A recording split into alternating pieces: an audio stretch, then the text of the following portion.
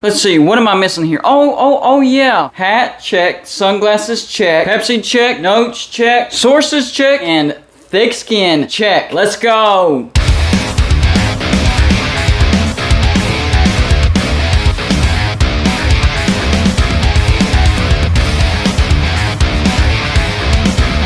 Welcome back to Going to Blue Dude, everybody, and all we do here is college football. So if you're a college football fan, go ahead and hit the like and subscribe button. And as always, feel free to send gear to represent you and your team. Look around. That's what my background is made of. So if you want to be a permanent part of Going to Blue Dude and my background, send gear to represent yourself and your team to P.O. Box 360, Liberty, South Carolina 29657. Honeymoon for Brent Venables in Norman, Oklahoma is definitely over. 6 games into the season, and his job might be in jeopardy. That's how bad Oklahoma is doing.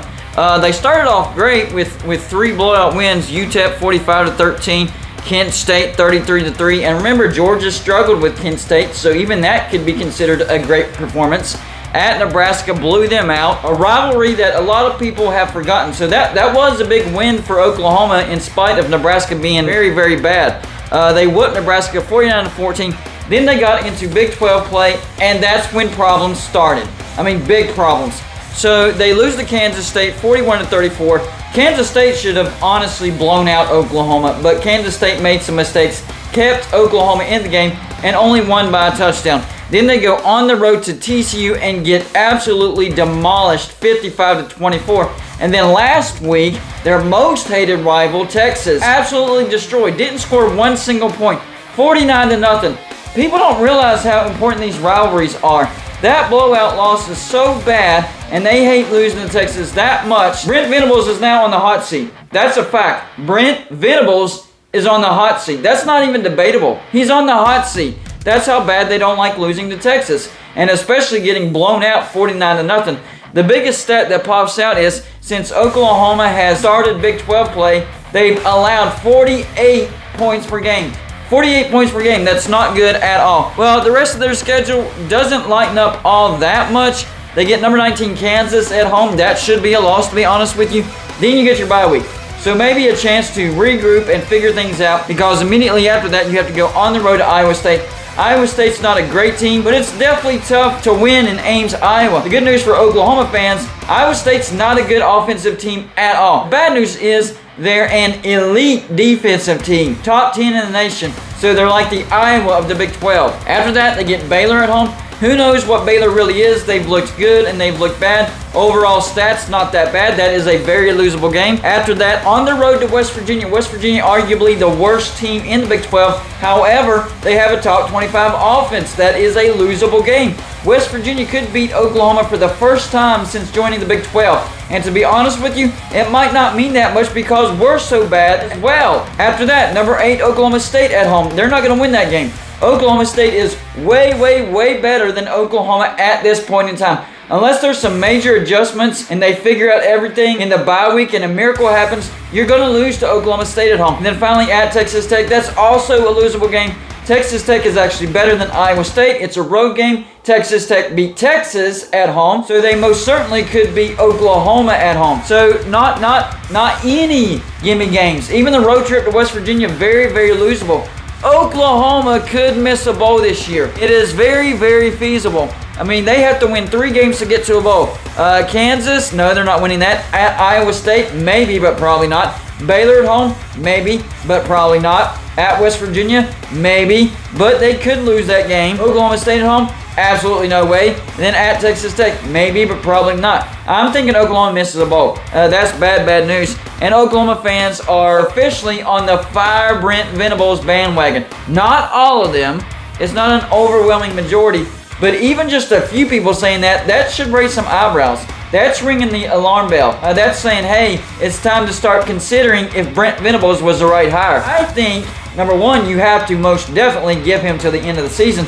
But beyond that, give him a few years. Because remember, Lincoln Riley and Brent Venables are going to recruit differently. So you're trying to force a square peg into a round hole by hoping that Brent Venables has success with Lincoln Riley guys. Now, with Neil Brown at West Virginia, totally different situation. We're in year 4. It's make or break this year. Anything less than 7-5, Neil Brown has to go. But for Brent Venables, This is year one. So who are they talking about as far as maybe who they should have hired or who they should go after if they do get rid of Brent Venables? Well, they're talking about Josh Heupal, the head coach at Tennessee. He has Tennessee at 5-0 in the top 10.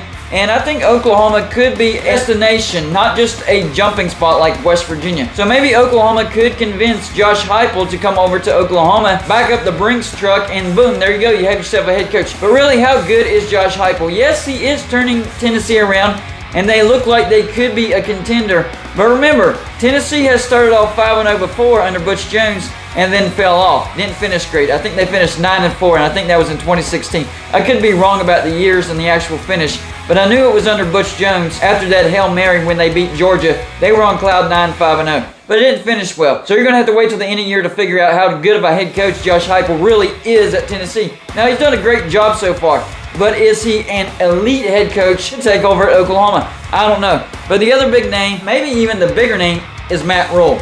And even I've talked about Matt Rhule at West Virginia. The biggest con I have with Matt Rhule coming to West Virginia is it could be just a stepping stone on his way to a bigger name. But for Oklahoma, maybe Oklahoma isn't that stepping stone, especially when Oklahoma enters the SEC. They get even more money, they can pay their coaches even more, and it's not a stepping stone. So that could be a permanent destination for Matt Rhule. Matt Rhule, of course, fired from the Carolina Panthers, not having success in the NFL. And you look at Matt Rhule before he went to Carolina, took over at Baylor, took them from the basement back to prominence. Remember, they were under scandal because of Art Briles, and he took them out of that scum and lifted them up into prominence. But then bigger money came a calling, and he bounced. So he's proven that he can rebuild a program quickly. And Oklahoma isn't bottom of the barrel like Baylor was. So it might not even take him that long. And looking at the patience of Oklahoma fans, it better not take him that long. They need you to rebuild in year one, otherwise you're getting out of here. But Oklahoma has way more resources. They recruit at a much higher level. They are a much desirable location than Baylor. No offense, Baylor fans, but you know it's the truth. So yeah, I think Matt Rhule could have instant success at Oklahoma. But this all goes back to getting rid of a head coach maybe a little bit too soon. I know this is a rough start. I think this is the first time ever in history that Oklahoma has gotten off to an 0-3 start in conference play. But you do have to look at who they've played. Three of the best teams in the Big 12, Kansas State, TCU, and Texas. They really haven't had a gimme game or a rest game to start Big 12 play. So you have to take everything into consideration. But the biggest knock on Brent Venables, here's where I understand Oklahoma fans. It doesn't look like Oklahoma is getting better. It looks like Oklahoma is getting worse. And that's their biggest concern. So we need to keep an eye on this situation because Brent Venables is most certainly now on the hot seat. It would be a shocker if he didn't last the season, but keep your eyes and ears out on that situation. Huge buyout. But Oklahoma does have the money, and it's not like they had to pay the buyout in one chunk. That's one thing that West Virginia fans need to understand as well. Just because Neil Brown has a huge buyout, that doesn't mean that we would have to pay him in one huge chunk. Usually it's like $5 to $7 million a year, which isn't great, but it's better than one big chunk. So Oklahoma could afford those payments on Brent Venables if they do decide that he's not the head coach that they want. And remember the trash talk that went on between Oklahoma and Lincoln Riley? He went to USC. They bring in Brent Venables. There was a huge parade, huge hype around him. Well, guess what? The honeymoon's over. But just like any marriage, you have to get through the rough periods just as much as the good periods. So this is the rough period. It's the beginning of his tenure. You need to give him time. This could be a very, very big mistake if they get rid of Brent Venables too soon. Y'all let me know in the comments section. Number one, do you think Oklahoma does get rid of him after year one or before year one? Number two, do you think that would be a mistake? And number three, if they do get rid of him, should they go after Josh Heupal or Matt Rhule? That's all I got for you for this show. Like and subscribe if you haven't already, and I'll see you on my next show.